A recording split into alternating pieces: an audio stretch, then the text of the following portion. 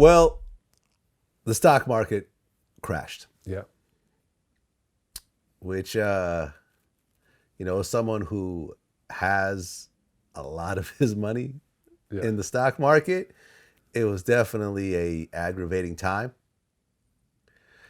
I started investing around 10 years ago after the last crash. Right. So I had never experienced a crash while I was invested in the stock market. The last crash didn't really affect me like this has. So as I'm watching this 30% drop and you're seeing tons and tons of money leave your account on paper, not in reality yet, just on paper. Not your principal. Yeah. You really, I definitely was going through like should I just sell everything and go into cash right now?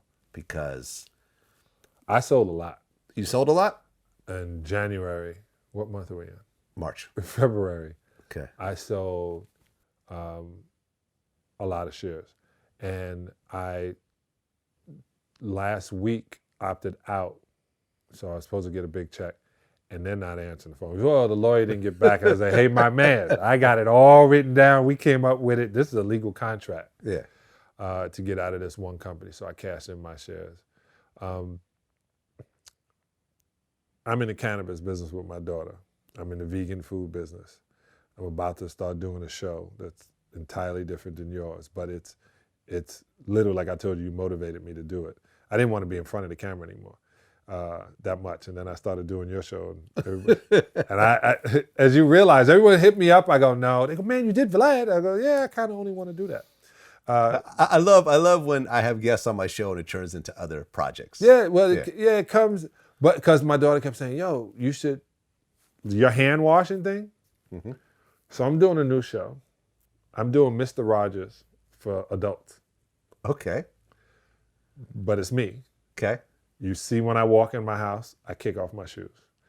I do that since 1995. I got to Canada. I'm walking in and they be like, hey, man, don't bring it outside throughout my whole house. So I kicked my shoes off. I learned it that way. Then there was places, nicer houses, you kick your shoes off and they had house shoes for you. Mm-hmm. Then we start seeing rap music and shit. You wear house shoes out on the outside, you know what I'm saying? But house shoes are for the house.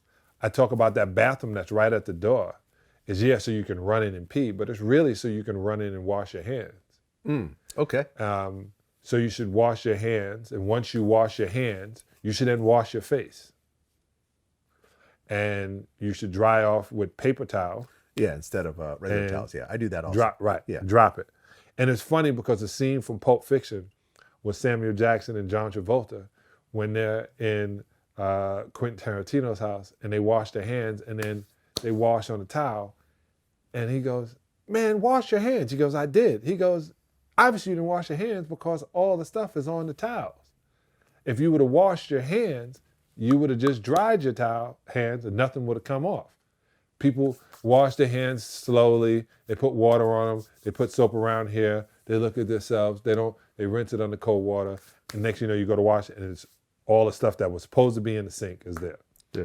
I talk about food. People come in and take their packages that they had in the store, that they had on the floor, that they had in the cart, and they put it on the counter. You don't do that. Yeah, I talked to someone I know. This guy named Seven. He's actually Nick Cannon's bodyguard, but he also has this long military history. Like he's the guy that goes in to disarm bombs and all this other crazy shit. And he told me something interesting. He said, number one, wear gloves as opposed to face masks because there's a much bigger chance of you transmitting something with your hands into your body as opposed to someone spitting on you or whatever and it going into your mouth. Right. But he said something else, which I haven't verified or anything else like that. But he said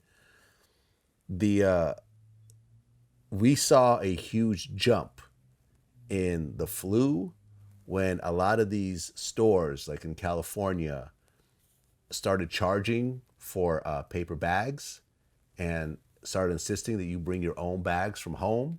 And he said that all these people that started bringing their bags from home and would put their bags in that area where everyone would be kind of putting their food as they're paying for it, that started to spread viruses at a crazy level. He said the number of flu infections jumped up dramatically once they changed that law. Yeah. One, I'm glad they changed it on plastic because people are irresponsible with plastic. And I also posted the new plastic that you can use that breaks down in water. Ah, nice. Problem is where you put the water after. They would put it down the drain. I was like, no, you're adding to the problem. So I'm one of those guys that believe in bringing your own bags. But what do you see what I'm talking about? But though? what I said, You're bringing the germs from your house. Don't bring outside into the house. Yeah. So I believe in GSE, grapefruit seed extract. You can get it from Whole Foods. You got a little burgundy top. I clean counters with it. I literally gargle with it and then swallow it, and it kills all microbes immediately out of Australia. When they start talking about black seed, I've been doing black seeds in 7-8 years now. But I constantly was doing things that I was thinking, I don't really like putting oil in my body, but I was constantly thinking of things that would help me out. How can my body break it down and work to it? And in doing this show, I was thinking, how am I going to explain how not to be nasty? The best way of explaining it. Like I literally say, hey, take the GSE, put it in this bowl. When you take your vegetables out, you fill that whole thing up, you sink, and you soak them. That way it soaks off anything that was traveled in it, anything that came along. You clean it out before you go in your refrigerator.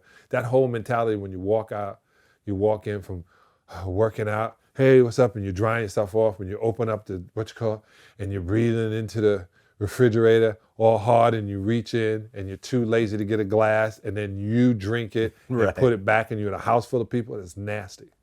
I think that instruction needs to be put on adults because mostly kids are having babies now and they haven't got any instruction. They were learning from television too. They're great at video games. My thumbs, I didn't tell you that, I can't play video games. My thumbs don't move like this. And I've been trying, I was like, okay, I got to learn this. I know people can play video games like this. Yeah, that's me. Right?